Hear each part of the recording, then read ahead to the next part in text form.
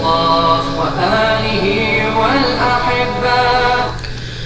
Assalamualaikum warahmatullahi wabarakatuh. Bismillahirrahmanirrahim. Alhamdulillahi rabbil alamin. Wassalatu wassalamu ala asrafil anbiya'i wal mursalin wa ala alihi wa ashabihi ajma'in, amma ba'du. Alhamdulillahi rabbil alamin. Bapak ibu guru semua, pada kesempatan kali ini kita masih diberi kesempatan oleh Allah Subhanahu wa ta'ala untuk belajar bersama membahas soal-soal agama, baik itu untuk persiapan tes P3K maupun tes CPNS. Ya, pada kesempatan kali ini kita akan membahas 50 soal agama beserta kunci jawaban bagian yang ke-11. Bagi Bapak Ibu guru yang baru menemukan channel SAI Edukasi, mohon segera untuk mensubscribe dan mengaktifkan notifikasi loncengnya supaya tidak ketinggalan update-update terbaru dari soal-soal dari channel SAI Edukasi. Dan semoga dengan mensubscribe dan menyebarluaskan channel ini menjadi amal kebaikan bagi kita semua dan menjadi amal jariah bagi kita semua. Amin amin ya rabbal alamin. Mari kita mulai dengan membaca basmalah bersama. Bismillahirrahmanirrahim. Soal nomor 1. Seorang ulama yang memiliki ilmu yang sangat luas dengan dibuktikan karya-karyanya yang disiplin ilmu agama seperti fikih, tafsir, akidah, hingga bidang tasawuf. Beliau juga dijuluki dengan si pena emas. Ulama tersebut bernama A. Syekh Nawawi Al-Bantani, B. Kiai Haji Hasyim Asy'ari, C. Kiai Haji Ahmad Dahlan, D. Kiai Haji Saleh Darat, E. Syekh Khalil Bangkalan. Ya, kunci jawaban untuk nomor 1 adalah A, yaitu Syekh Nawawi Al-Bantani. Lanjut ke nomor 2. Ulama yang tinggal di darat kawasan Semarang dekat pantai dengan julukan ahli fikih dan al-mufti, yaitu A. Syekh Nawawi Al-Bantani, B. Kiai Haji Hasyim Asy'ari, C. Kiai Ahmad Dahlan, D. Kiai Haji Saleh Darat, E. Syekh Khalil Bangkalan. Kunci jawaban untuk nomor 2 adalah D, yaitu Kiai Haji Saleh Darat. Kita lanjut ke nomor 3. Ulama yang dijuluki Bapak Pesantren Indonesia karena hampir seluruh tulisan-tulisannya diadopsi di pesantren-pesantren dan menjadi kurikulum utamanya ialah A. Syekh Nawawi Al-Bantani, B. Kiai Haji Hasyim Asy'ari, C. Kiai Haji Ahmad Dahlan, D. Kiai Haji Saleh Darat, E. Syekh Khalil Bangkalan. Kunci jawaban untuk nomor 3 adalah A, yaitu Syekh Nawawi Al-Bantani. Lanjut ke nomor 4. Siapa nama ulama pasca Wali Songo yang menjadi pelopor penulis puisi filosofi dan misrik bercorak Islam? A. Hamzah Fansuri, B. Syekh Arsad Al-Banjari, C. Yusuf Al-Makassari, D. Syekh Abdul Somad Al-Pelembani, E. Syekh Khalil Bangkalan. Kunci jawaban untuk nomor 4 adalah A, yaitu Hamzah Fansuri. Kita lanjut ke nomor 5. Mohon maaf Bapak Ibu guru, ini potongan ayatnya fastabiqul bil khairat. Potongan ayat di atas artinya adalah berpedoman pada Al-Quran, suka melakukan kebaikan, mendahulukan kebaikan, berlomba-lomba dalam kebaikan, sering melakukan kebaikan. Ya, arti dari potongan ayat fastabiqul bil khairat adalah berlomba-lomba dalam kebaikan. Lanjut ke nomor 6. Surat Al-Fatir ayat 32. Orang Islam yang menerima Al-Quran akan mendapatkan balasannya, itu A. Surga Firdaus, B. Surga Naim, C. Surga Adnan, D. Surga Ma'wa, E. Surga Darussalam. Kunci jawaban untuk nomor 6 adalah C, yaitu surga Adnan. Lanjut ke nomor 7. Berikut adalah perbedaan antara wajib haji dan rukun haji. A. Wajib haji apabila ditinggalkan hajinya tetap sah asalkan membayar denda. Sementara rukun haji apabila ditinggalkan maka hajinya tidak sah dan harus mengulang tahun berikutnya. Ya, kunci jawabannya adalah yang A. Lanjut ke nomor 8. Pada pemerintahan Bani Abbasiyah ditetapkan 8 fase kebijakan. Pada saat itu Bani Abbasiyah berada dalam kepemimpinan A. Khalifah Muawiyah, B. Khalifah Marwan bin Hakam, C. Abu Malik bin Marwan, D. Abu Ja'far al-Mansur, E. Harun ar-Rasyid. Kunci jawaban untuk nomor 8 adalah Abu Ja'far al-Mansur.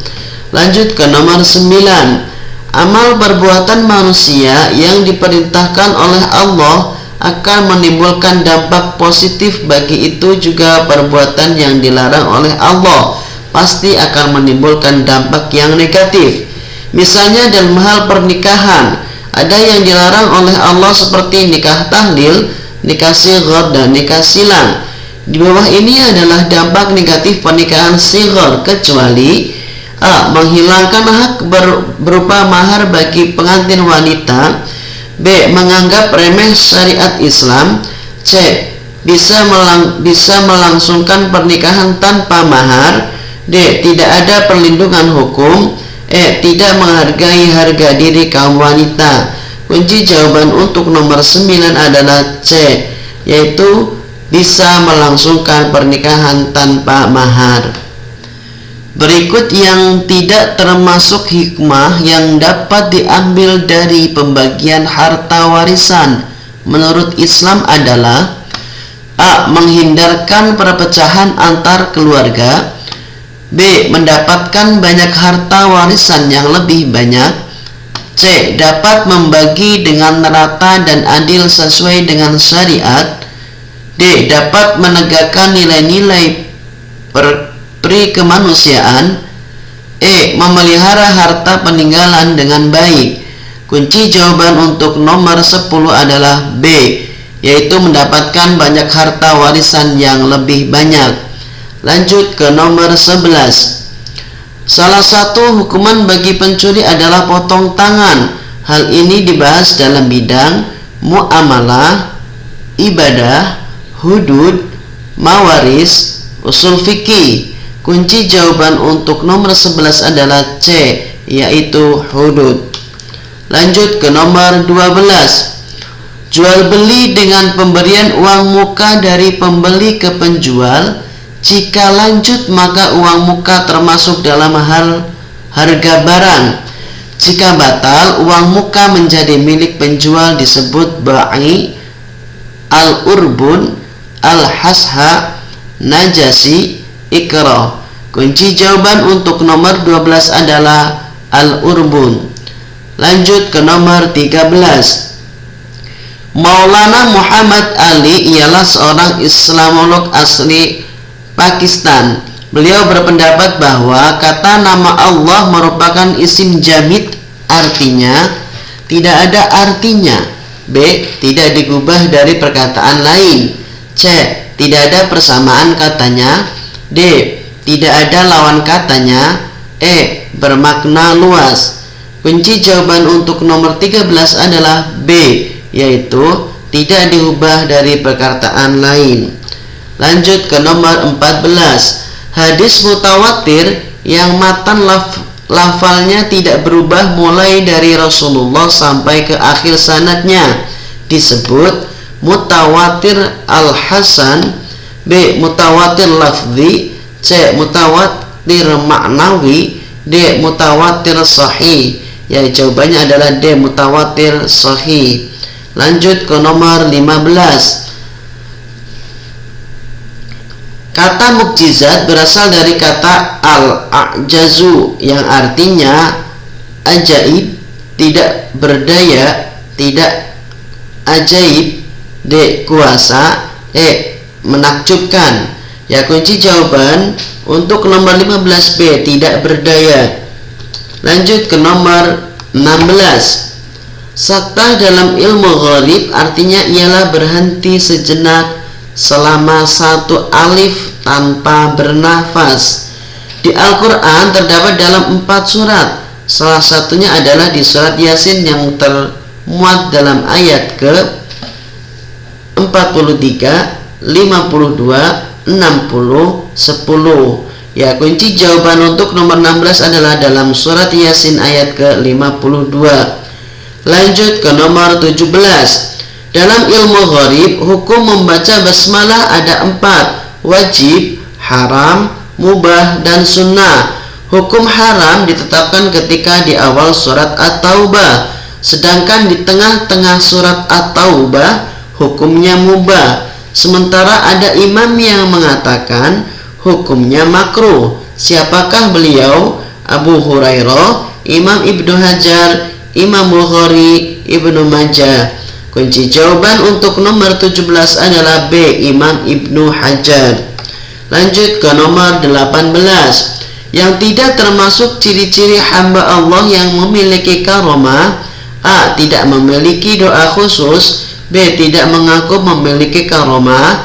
C. Terjadi pada orang soleh. D. Tidak memiliki wirid khusus. E. Memiliki doa khusus. Ya, jawaban untuk nomor 18 adalah tidak termasuk, berarti kecuali, yaitu E. Memiliki doa khusus. Lanjut ke nomor 19. Ada beberapa nama-nama lain dari hari kiamat, yaitu salah satunya Yaumul Zalzalah, yang artinya A. Hari keributan. B. Hari keguncang dan keruntuhan. C. Hari bencana agung. D. Hari panggilan. E. Hari Idul besar, lindu besar. Ya, kunci jawaban untuk nomor 19 adalah B, yaitu hari keguncangan dan keruntuhan. Lanjut ke nomor 20. Ada zaman Rasulullah, tepatnya pada tanggal 18 Hijriah, menurut pendapat yang masyhur telah terjadi wabah tahun di An'aw sampai ke Sam. Dalam peristiwa ini banyak sahabat yang meninggal dunia. Salah satunya yaitu Abu Amr bin As, Abu Ubaidah Amr bin Zarrah, Abu Musa al-Ash'ari, Talha bin Ubaidillah, Zubair bin Awam. Kunci jawaban untuk nomor 20 adalah B. Abu Ubaidah Amr bin Zarrah. Lanjut ke nomor 21. Sahabat Nabi yang paling banyak meriwayatkan hadis kemudian diberi gelar Tasir fi ar-riwayah. Beliau meriwayatkan hadis dengan jumlah 2210 hadis adalah Abu Hurairah, Abdullah bin Umar, Anas bin Malik, Aisyah binti Abu Bakar, Abdullah bin Abbas. Kunci jawaban untuk nomor 21 adalah D. Aisyah binti Abu Bakar. Lanjut ke nomor 22. Sebuah home industri yang bergulat dalam bidang pembuatan sepatu mendapat keuntungan dan modal sebesar 120 juta dengan modal awal 35 juta dan hutang ditambah pajak 15 juta. Zakat yang harus dikeluarkan adalah 1.750.000, 2.500.000, 3.750.000, 5 juta. Ya, jawabannya untuk nomor 22 adalah A. 1.750.000. Lanjut ke nomor 23. Berikut adalah ahli waris yang tidak terhalang walaupun semua ahli waris ada, ialah kecuali anak perempuan, bapak, kakek, suami, anak laki-laki. Kunci jawaban untuk nomor 23 adalah C. Kakek. Lanjut ke nomor 24. Si fulan menembak burung-burungnya tetapi meleset mengenai seseorang pencari rumput hingga tewas. Pembunuhan seperti contoh di atas disebut qat'ul amdi, qat'ul sibhil amdi, qatul qatta, qatul jaiz. Ya, kunci jawaban untuk nomor 24 adalah qatul qata. Ya, sebagai informasi, di tahap 1 tes P3K kemarin keluar ya tentang soal tentang pembunuhan, ya pembunuhan yang disengaja, pembunuhan yang tidak disengaja, pembunuhan yang seperti disengaja. Ya, siapa tahu di tahap kedua nanti ada yang keluar lagi. Lanjut ke nomor 25. Aliran yang menganggap wahyu Allah yang menentukan baik dan buruknya sifat seseorang merupakan pemikiran aliran Jabariyah, Qadariyah, Asy'ariyah, Maturidiyah, Khawarij. Kunci jawaban untuk nomor 25 adalah C, yaitu Asy'ariyah. Lanjut ke nomor 26. Puasa yang dilaksanakan pada tanggal 10 Muharram disebut puasa Arafah, puasa Asyura, puasa Kafarat, puasa Muharram. Kunci jawaban untuk nomor 26 adalah B, puasa Asyura. Lanjut ke nomor 27. Salat yang disunahkan untuk mengumandangkan azan ialah salat Idul Fitri, salat Tarawih, salat Gerhana, salat Jumat, salat Idul Adha. Kunci jawaban untuk nomor 27 adalah salat Jumat. Lanjut ke nomor 28. Perhatikan nama-nama kerajaan Islam Indonesia di bawah ini yang merupakan kerajaan Islam di Sumatera. Jawaban untuk nomor 28 adalah A, 1 dan 2. Lanjut ke nomor 29. Secara etimologis, hukum Arab adalah isbatu syai'in ala syai'in. Artinya A, memutuskan suatu perkara berdasarkan suatu aturan. B, memutuskan suatu perkara berdasarkan kesepakatan. C, memutuskan suatu perkara berdasarkan suatu kasus. D, memutuskan suatu perkara berdasarkan suatu keinginan. Kunci jawaban untuk nomor 29 adalah A, memutuskan suatu perkara berdasarkan suatu aturan. Lanjut ke nomor 30. Seorang sahabat Rasulullah Shallallahu Alaihi Wasallam yang terkenal suka melawat dan jahil. Ia adalah sahabat dari kalangan Ansor. Meski wataknya yang suka melucu, sahabat tersebut juga seorang mujahid sejati Islam. Ia merupakan ashabul Badar karena ikut terlibat dalam perang Badar. Bernama A, Nu'aiman bin Bashir al-Ansari. B, Nu'aiman bin Rafa'ah al-Ansari. C, Nu'aiman bin Jarrah al-Ansari. D, Nu'aiman bin Naufal al-Ansari. E, Nu'aiman bin Umar al-Ansari. Kunci jawaban untuk nomor 30 adalah E, Nu'aiman bin Umar al-Ansari. Lanjut ke nomor 31. Seorang sahabat mempunyai pedang yang pertama kali dihunuskan dalam rangka berjuang di jalan Allah dan tentara Islam pertama yang berjuang di jalan Allah. Siapakah nama sahabat tersebut? Sa'ad bin Abi Waqqas, Umar bin Khattab, Abu Bakar As-Siddiq, Ali bin Abi Thalib, Zubair bin Awam. Kunci jawaban untuk nomor 31 adalah Zubair bin Awam. Lanjut ke nomor 32. Keharusan adanya catatan pernikahan merupakan usaha reaktualisasi hukum Islam dalam bentuk formatif, definitif, akumulatif, administratif. Kunci jawaban untuk nomor 32 adalah administratif. Lanjut ke nomor 33. Kisah ini saya jumpai dalam Al-Muwatta berkenaan dengan sahabat Ansor yang utama dan dikenal sebagai ahli pemanah. Ia terlibat dalam peristiwa penting yang disebut Baitul Aqabah yang kedua, yaitu Talhah bin Ubaidillah bin Zarah, Talhah al-Ansari, Abdullah bin Rawaha, Usaid bin Hudair. Ya, kunci jawaban untuk nomor 33 adalah Talhah al-Ansari. Lanjut ke nomor 34. Salah satu syarat rizalul hadis adalah dobit. Dobit ada dua macam, yaitu dobit fi al-kitabah dan dobit fi al-hifdi.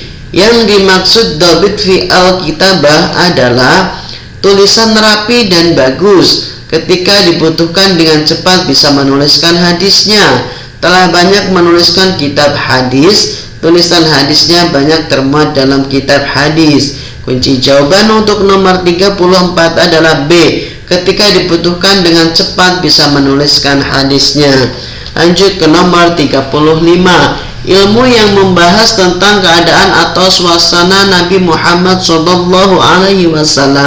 ketika bersabda. Sebuah hadis disebut dengan ilmu rijalul hadis, ilmu gharibul hadis, ilmu ilalul hadis, ilmu hadis, ilmu asbabul wurud hadis. Kunci jawaban untuk nomor 35 adalah ilmu asbabul wurud hadis. Lanjut ke nomor 36. Berikut adalah yang termasuk tabaqah dan dalam urusan ilmu hadis, kecuali bersamaan hidup dalam satu masa, bersamaan tentang menerima hadis dari Nabi, bersamaan tentang umur, bersamaan tentang menerima hadis dari syekh-syekhnya. Ya, kunci jawaban untuk nomor 36 adalah bersamaan tentang menerima hadis dari Nabi. Lanjut ke nomor 37. Di bawah ini yang bukan menunjukkan pada keterlaluan si rawi tentang cacatnya. Audu annas, ahzabu annas, ilahi muntaha fil wadi, ilahi muntaha fil lafzi. Ya, kunci jawaban untuk nomor 37 adalah ilahil muntaha fil lafzi. Lanjut ke nomor 38.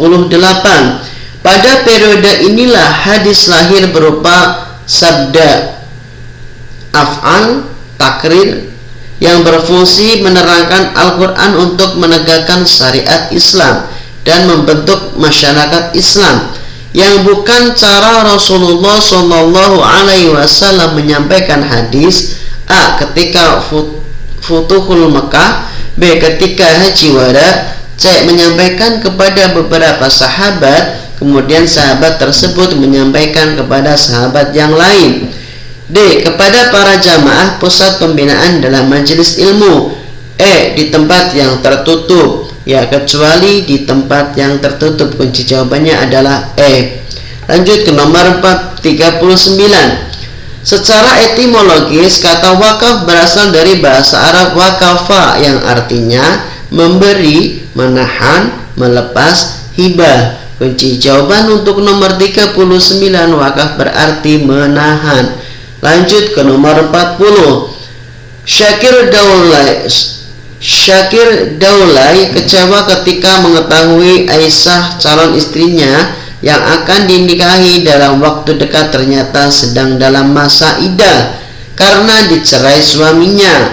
Beberapa minggu lalu, Aisyah merupakan wanita yang haram dinikahi dalam kategori mahram selamanya, mahram sementara, mahram karena nasab, mahram li'an, mahram pasti. Kunci jawaban untuk nomor 40 adalah B, mahram sementara.